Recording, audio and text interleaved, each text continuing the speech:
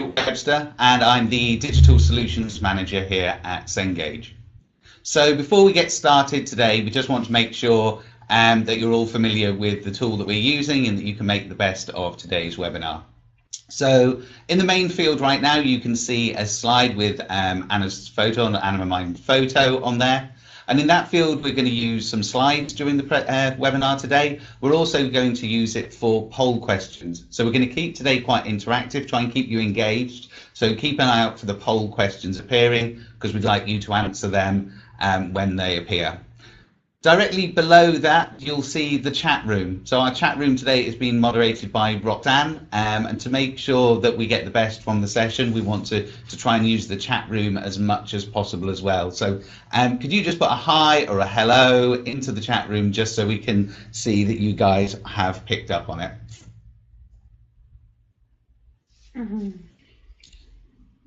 Cool, and I can see here we're starting to get answers through, so everybody's picking up on it.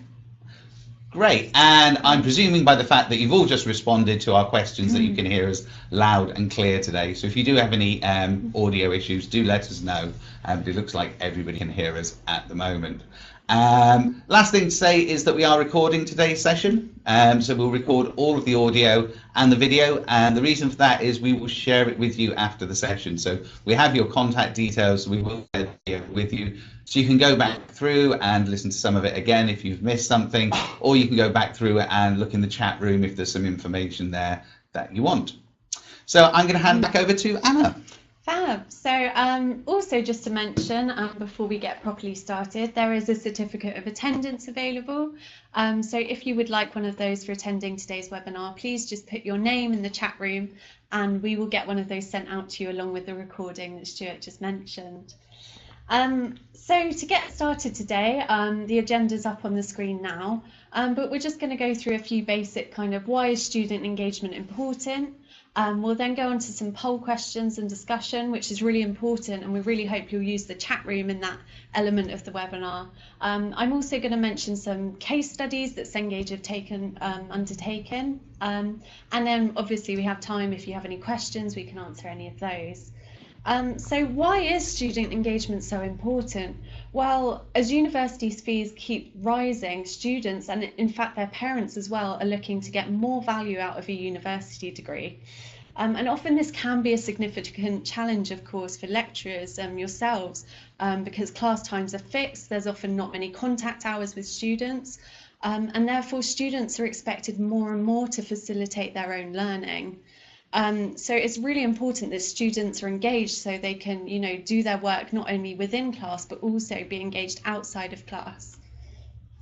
So what is student engagement? That's something that's really important to today's webinar. If I were to ask all of you who your most engaged students are, I'm sure you would be able to tell me who they were. However, there's a lot of different interpretations of student engagement, and it may not mean the same thing to one person as it does to someone else. So perhaps student engagement to you is whether students are motivated to learn. So that could be in the form of attending lectures, in the form of participating in class discussions or in seminars, or perhaps about which students have the best grades. Perhaps student engagement to you is not only about engagement with your class in particular, but actually about how students are engaged with the institution as a whole. So there's actually been a lot of research done in this area, which suggests if students are engaged with, for example, institutions' governance, perhaps they do volunteering, perhaps they do student activities outside of the classroom, they're more likely to be engaged within your lessons and within classes as well. Finally, perhaps student engagement to you is actually just about student satisfaction. So in the UK, obviously, we have the National Student Survey, which aims to measure that. So perhaps that's what student engagement is to you. But hopefully, as we go into our first poll question now, we'll find out a bit more about what engagement is for you and the best ways that we can kind of engage students. So our first poll question is up on the screen now. So as we said, we'd like you to engage with us and join in with the poll question. So what do you feel is the key or keys to student engagement? So this is a multiple choice. You don't have to choose just one answer. You can select as many as you feel are appropriate for you. Also, it's not a definitive list, so if there's something extra you'd like to contribute, please use the chat room to do that, or if you want to add a comment to something that you've selected in the choices from the poll question, do that as well.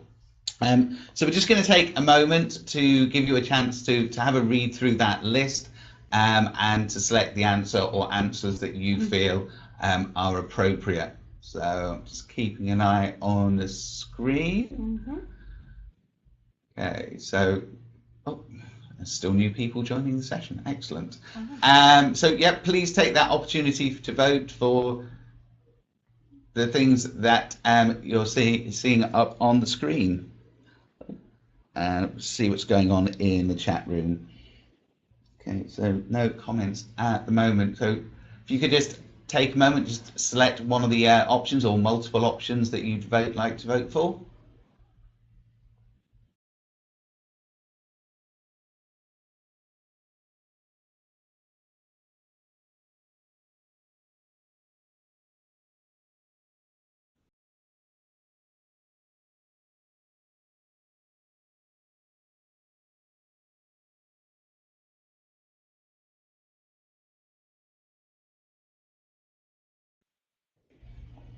Sorry about the break in audio there. Appeared to be a small technical problem. If you can't hear us, please do let us know. Oh, hello, Cornelius. Just a nice message there in the chat room. Okay, so just a few people still voting. So I think just a few people just joined. So we're going to put the answers to vote on the answers to selections. Okay, so there we can see the answers on the screen. So a real mixture there of answers. So you can see that. Yeah, so there definitely are a real mixture of answers, and really all of those things are really important for student engagement, which is proven by the fact that all of you have kind of taken different answers to that. So if we just start with, for example, low student staff ratio, that's quite important for ensuring students cultivate closer relationships with their lecturers or their instructors. And it also often means that they have quicker access to feedback, which is really important to engage students. And they're more likely to be involved with their lecture and be more involved in seminars and discussions as a result. Also, there was one about involving students in learning and decision-making processes. So a lot of universities these days actually ask students to test digital solutions or technology, and it's how the students respond determines if a university will actually use that technology. Something else is also peer-assisted learning. So actually Manchester University have something called PASS, which refers to peer-assisted study sessions. So these provide a group learning opportunity which uses the experience of higher level students to help those that are perhaps lower level, so in their first or second year.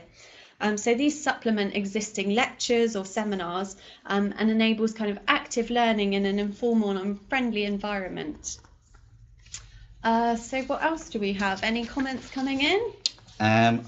Go to the chat room, so nothing at the moment. I just wanted to revert back to something Anna mentioned there, which was about institutions using students' opinions to make decisions on the kind of software and applications that they're purchasing, those digital solutions, to support students in their learning and also in their general experience at university. And from previous webinars we've done, we've certainly heard from institutions that this is something that they're doing. I just wondered if anybody who was on today had an experience of that, so whether they had student panels that made or contributed to this decision making, and what that experience had been like. So if you are at an institution that has student panels that make decisions on those digital tools that are used to drive student engagement, whether that's on a specific class or whether that's their experience at university as a whole.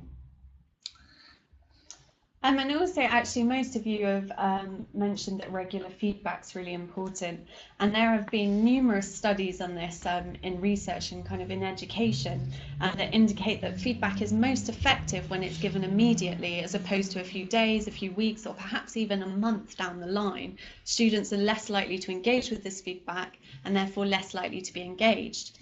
So in fact, we did a case study with a lecturer called David Duffy. So he works at Ulster University in Northern Ireland.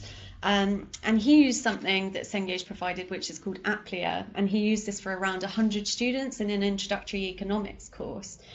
So he found it was really good because he could give weekly problem sets to students and they would get instant feedback. And he found this was a really great way to engage his students. And in fact, the result was that fewer than 10% of students failed when he used this tool, as opposed to 30% before it was used. So it just goes to show how much of an impact regular feedback can have on student engagement and, in fact, student grades. Cool. So we're not. Oh, I was going to say we're not seeing anything coming up in the chat room, and then I saw somebody was typing, but no further feedback at the moment. Anna, do you want to move on? Yeah, sure. Let's move on to our second poll question.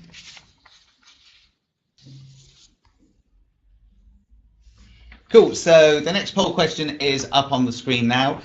So how do you currently engage your students? So again, this is a multiple choice question, so you can select as many choices as you want. And as we said before, please do use the chat room to comment on the areas you've selected, or possibly something we've missed, because this certainly isn't a definitive list. So, lots of people jumping in there and commenting at the moment.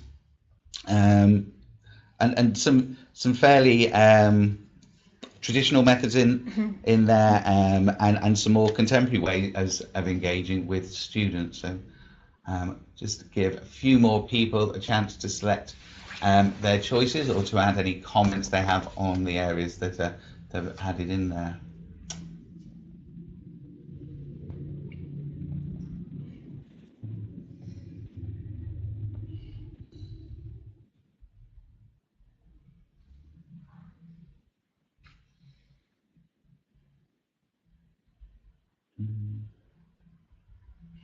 Cool. So just Roxanne commenting on a few of the things in the question. So you all answering in there. So I think just about everybody has answered who's going to. Just give you another few seconds. And I think that's probably it. Cool. So you can all see the answers, or the data we've just got from that last poll there. So certainly using technology or interactive content such as videos, quizzes, etc. Seems to be the largest choice there, Anna. But people selecting across the range, including other. So if you are a person or people who selected other, maybe you could let us know what it is you're using. Yeah, definitely let us know what else you might be using. This is just a few options that may be used kind of most regularly to engage students. So I've put blended learning there. So this is being seen more and more as part of a teaching method, so combining kind of traditional teaching methods with using kind of online technology. So we've actually done another case study which used this form of learning with a lecturer called Anne Torres at the National University of Ireland in Galway. So she was teaching a really large foundation marketing course, and it actually had 450 students on it. And she decided to use something called four-letter press, a technology for these students. So she adopted a flipped classroom approach. So students would do work at home, and then they would come to class and take assessments which were worth 25% of the overall mark. And these assessments were unannounced. So students knew they had to turn up to the lesson, and they'd already done their work at home. So actually this had a really big impact on student engagement, which was directly linked to student outcomes. So in 2009, before this technology, the course had 50% pass rates. But actually in 2016, after using this new technology for a few years and flipped learning, the pass rate was 97%. So Anne Torres put this completely down to the engagement of students. So that's definitely a great way to engage students. So what else have we got on there?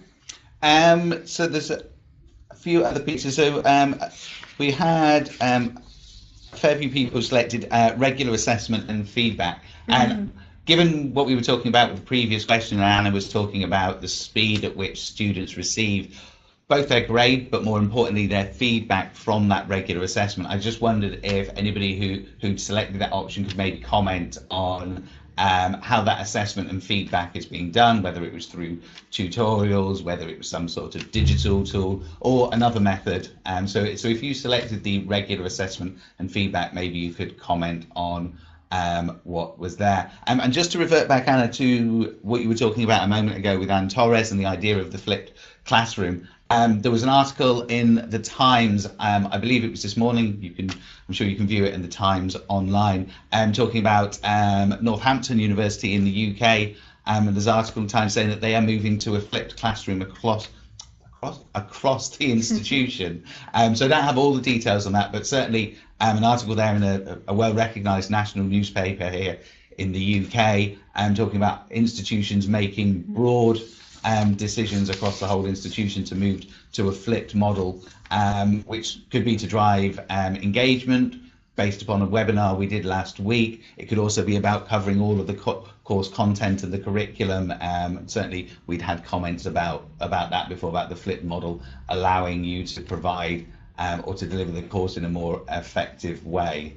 I can see lots of stuff coming into the chat room, so let's have a quick look at what's there.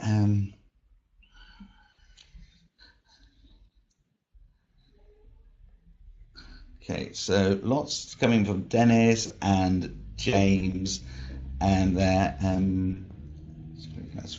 So Dennis just asking how the flipped classroom being used and where students are appropriately prepared. Do students become engaged when we test them? That's a really good question.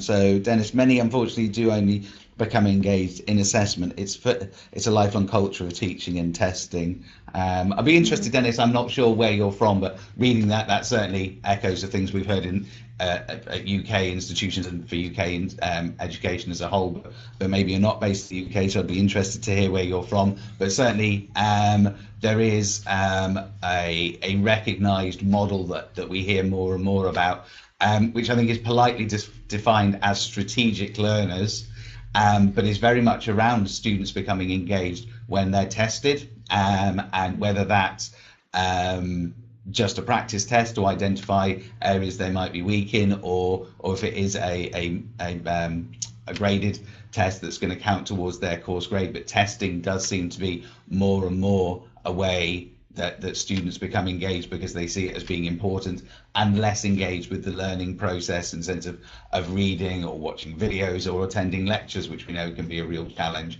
as well.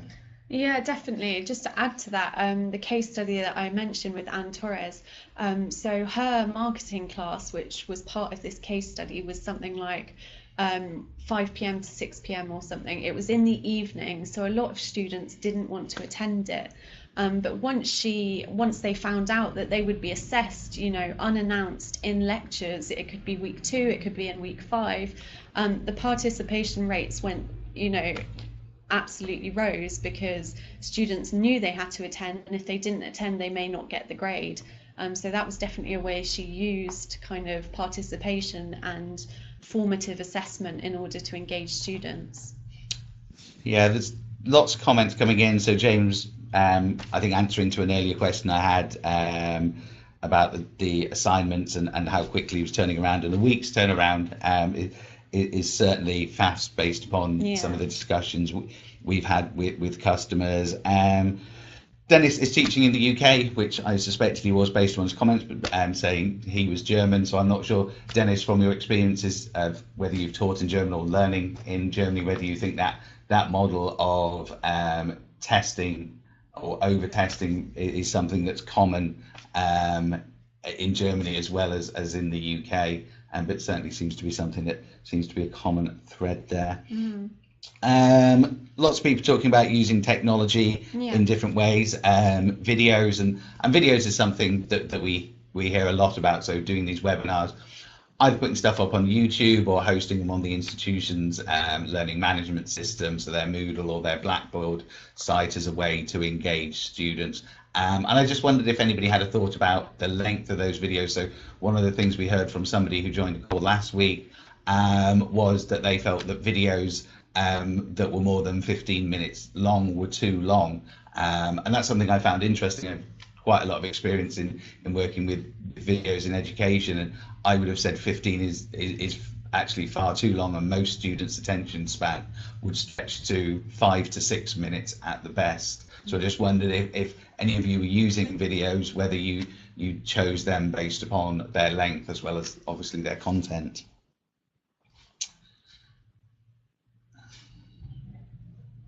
Okay, so no more questions at the moment, Anna. So also just to add to what Stuart just said about videos, we recently did a webinar on actually social media for learning. That's been one of the options here, which hasn't been selected really. We also had someone on the call last week that said they used Facebook for their students, and they would upload videos to Facebook and their students would watch them. So, you know, every day now students are using social media, so perhaps you feel that is something that could be used to engage students, but also there is the risk that perhaps it blurs the line between kind of teaching and between a slightly closer relationship where students actually just use social media for social reasons, and it can also risk excluding students who perhaps don't use social media. So it'd be an interesting one if whoever answered that could kind of share their ideas and whether they think it is something that can be effectively used. Okay, so a couple of people commenting on the learning management systems they're using, LMSs. Sorry for using abbreviations, we will stop doing that, but Moodle being used by James, certainly others in the group seem to be using their learning management system as well. Yeah, use of videos at the start of each semester or presentations, Deborah using Moodle as well. Cool. Should we move on? Yeah, let's. Okay, so we're going to put our next poll question up now. Oh, we'll do if I can hit the buttons right. So how do you measure student engagement? Again,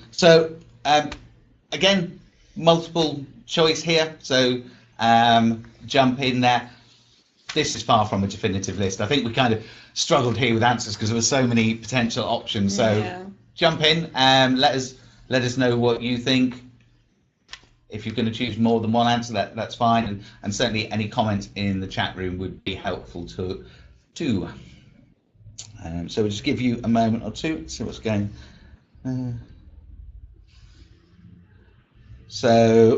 question there around whether posting presentations as videos online or potentially not as videos as presentations affects attendance. Really good question, James, and something that often comes up in our discussions. Definitely.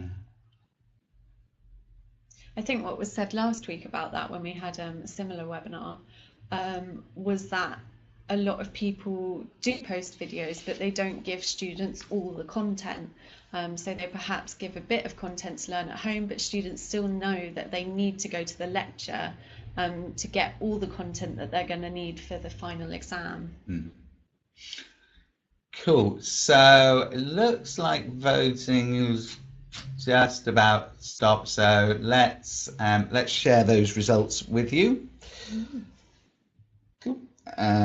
So by far our largest choice is a student attainment and results. Sorry, I can't get my words out today. At 57%, and then some choices around end of course feedback or surveys from the students and their participation and retention rates, which I guess students not dropping out of the course. So yeah, that student attainment and results being by far the biggest choice there, Anna. Yeah, definitely. And as I mentioned in the case study that we did with Anne Torres, that was definitely the key definer of whether students were engaged. So not only participation, but the fact that the pass rate increased from about 50% to over 90%. So there is this correlation, which is definitely true, that if students are engaged, they're more likely to take control of their own work, be an active learner, and therefore get better grades. So what else do we have there?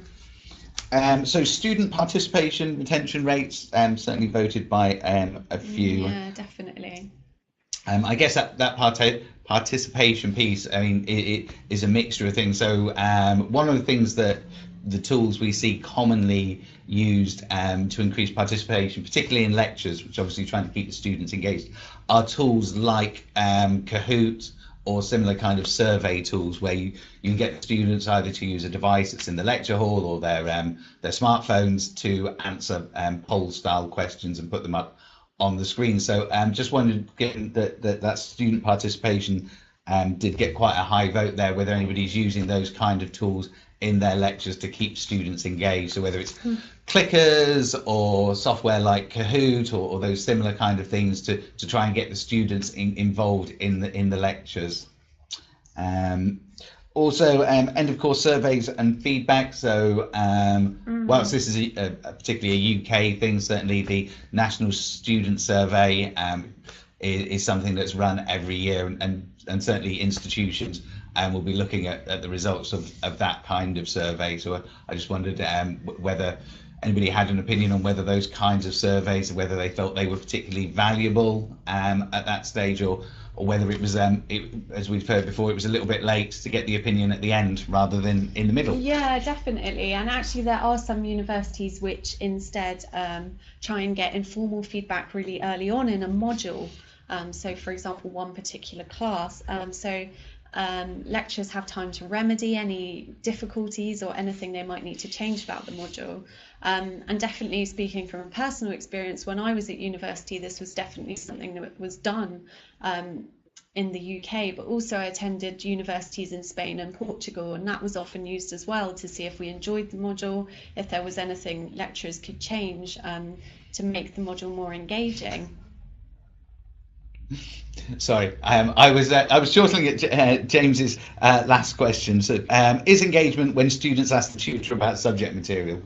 I guess so, James. You'd like to think that was showing some level of engagement. If it's the week before the end of course and a big test, I guess that raises its own concerns. But that's a good point. Just to grab some stuff that went through in the chat room.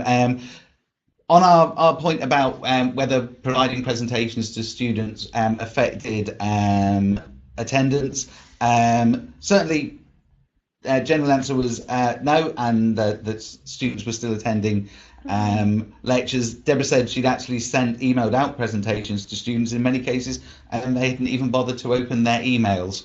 And I do wonder, Deborah, is that about the delivery method? So are students actually using their email accounts and engaging with email? Is that a cultural thing, about a generational thing? Or is it about the fact that they actually have to sit and go through the slides rather than it being a video that they can sit and watch and listen of a presentation? So I'm afraid I don't have any answers there. I know certainly from experience in South Africa, where I work with institutions, the University of Cape Town, for example, they video all of their lectures, but they are done live, and students can only access it afterwards. So whether they certainly don't feel it affects attendance because they've been doing it for several years now, but there's a model where it's not provided beforehand, but they are trying to drive student engagement by making those lectures available after the fact on video as well. Definitely. I think the Joint Information Systems Committee as well did a survey in higher education. I think it was just in the UK. But when they asked higher education students what they wanted more of, recording lectures was actually one of the most popular things that students wanted. But then it does kind of open up risk that students may not attend the lectures, and it's about getting that balance where students are engaged and also want to attend the lectures. Sure. And Deborah had just come back and said actually the presentations were videos, and she was emailing the notes, and still students were engaging with them. So social media, maybe. Yeah, I was going to say I don't know. I don't know how, because I know Deborah, you said that Moodle was used in your institution. Whether it's about email as a tool of delivering information to students, and whether that's just not something they're looking at or engaging with, but it might be an area to look at. I know certainly in my business world and my day-to-day job, and I'm sure for all of you as lecturers, email is not always the easiest way to get a message across.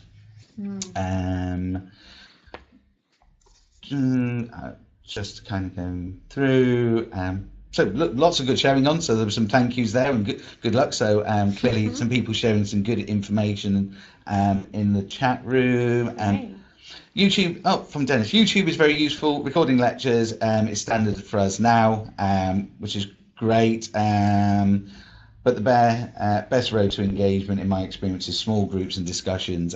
Digital tools are useful, but I'm not sure they're the most reliable tool for engagement.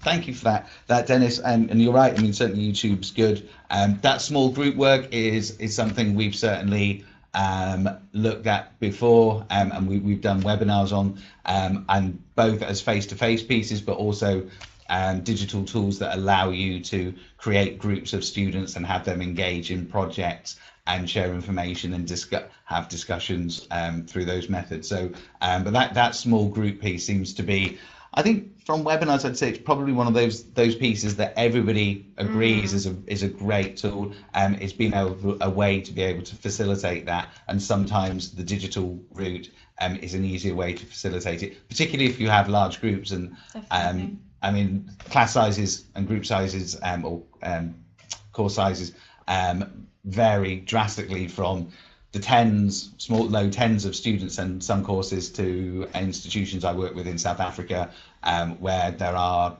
2,000-3,000 students, particularly in first year courses. So it's, I guess, finding the right tool that works for you.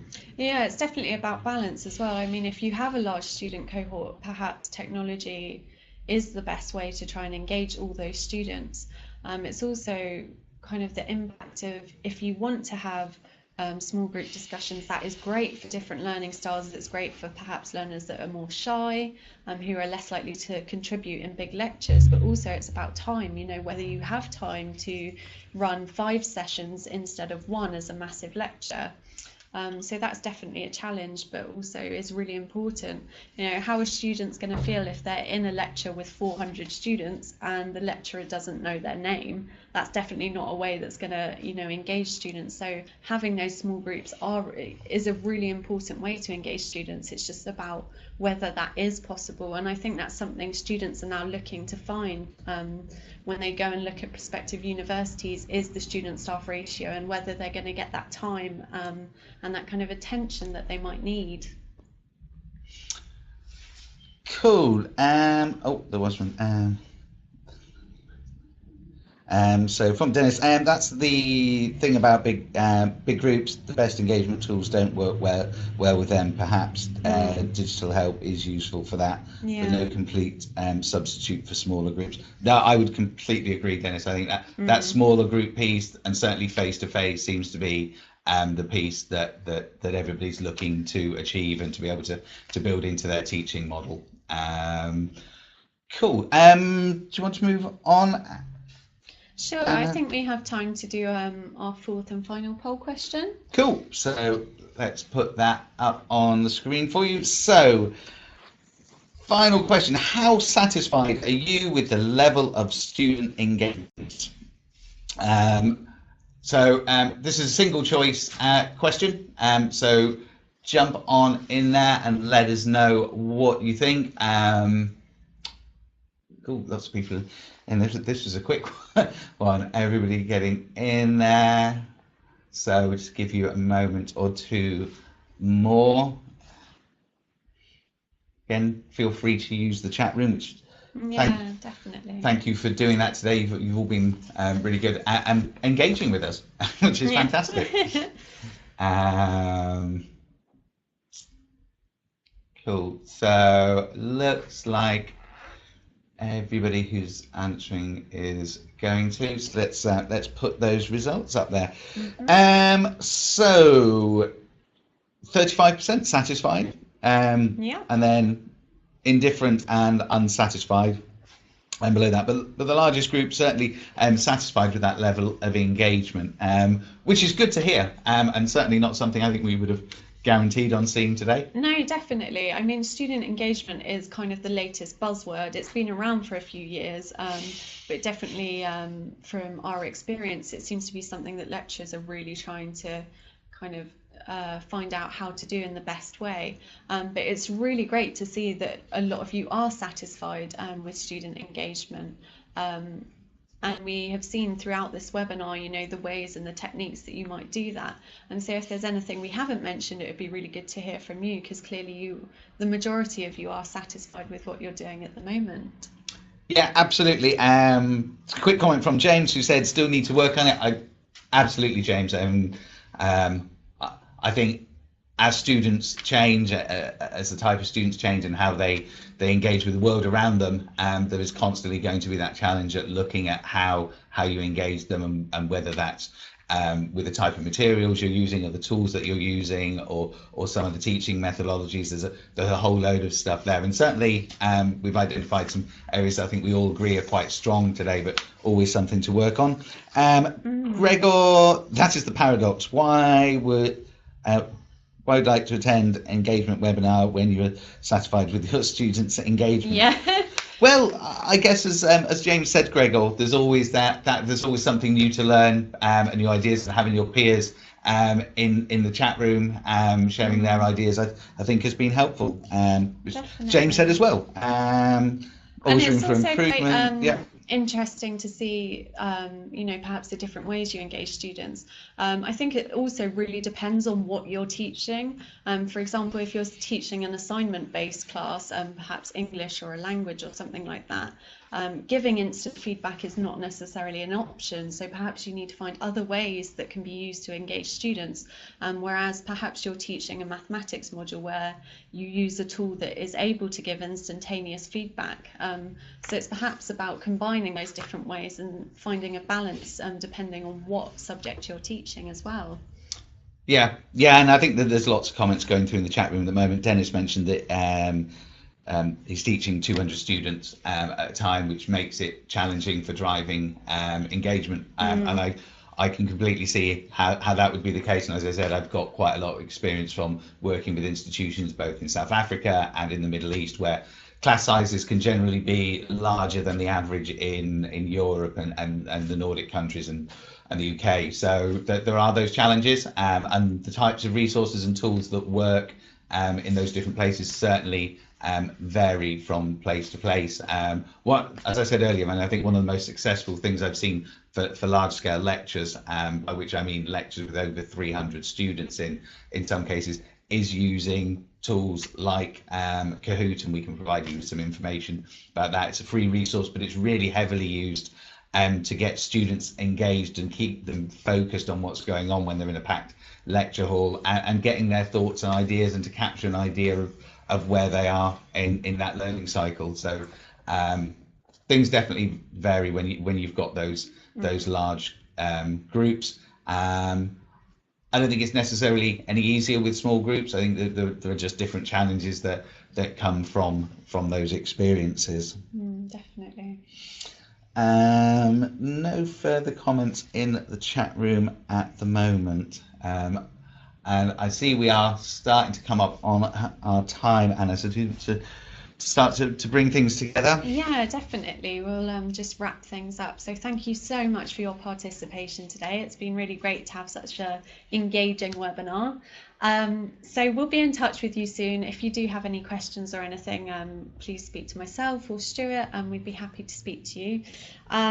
We will be sending out certificates. So if you haven't put your name in the chat room already and would like a certificate for your attendance, please do now, and we will get one of those sent out to you. We're also going to do an infographic this time round with some of the key statistics, some key takeaways from this webinar, which we will send out to you as well. The recording of this will be coming soon, so if you have any colleagues that you think might be interested in seeing this webinar, or if you'd like to watch it back, that will be with you soon. Also, we do have an upcoming webinar next Tuesday and Wednesday, both at 10 a.m. BST, yes? Yeah. Which is on the value of insights and analytics. So that's going to be a really interesting webinar. We've never done anything like it before, so please do join that if you're able to. As I said, if you have any more questions, please get in touch. But for now, thank you so much. It's been really great and really good to hear from you all. Cool. And a big thank you from me.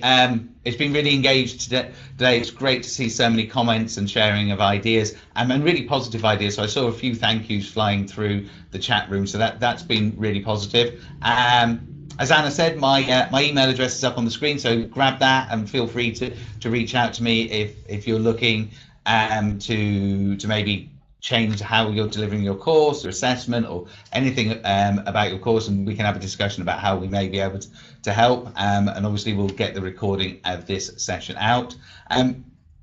Please try and join us next week. That would be great. Be great to see you. And finally from me, if you have an area that you think we could possibly do a webinar on, so if you have some thoughts on a subject or topic that we could do a webinar on, and if it's something that you'd like to contribute to be part of as well, please just drop me an email. I can share it with the appropriate people, but we're always looking for new ideas and new topics to cover in our webinars. So drop us an email and we can look into that as well. But thank you for your time today. We're going to turn the camera and the microphone off now. We'll leave the chat room open for a little while so you can add any final comments or contact details in there. And hopefully we'll see you at a webinar again soon.